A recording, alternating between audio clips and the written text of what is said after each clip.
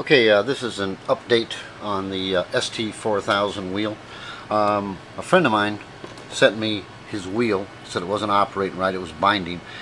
And what we found out was that the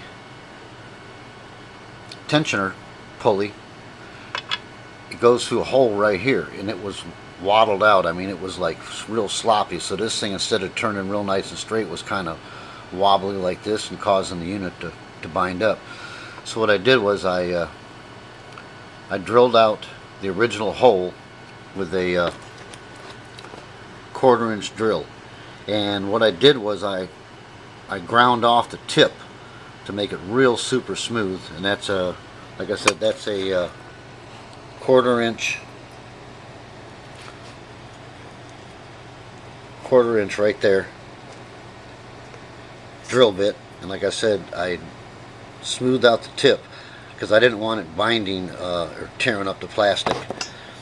And then once I got the spacer and it fit in perfectly, and that spacer is it's made by Crown Bolt, and it is a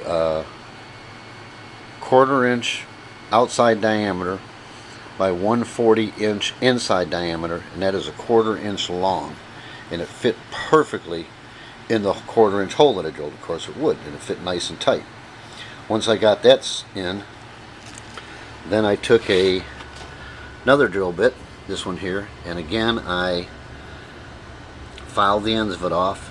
And this one, I believe, is a 21/64. Yes. Yeah, 21/64 drill bit.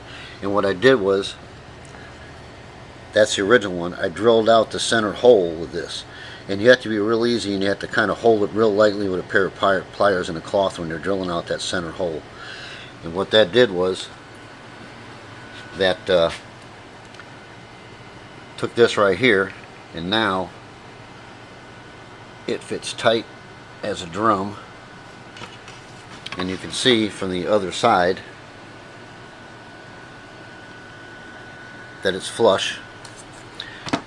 And now that shaft spins smooth as smooth can be. So that's just kind of an update, and you probably have to put a little bit of lube on that shaft in there when you shove it in, because right now it is very tight.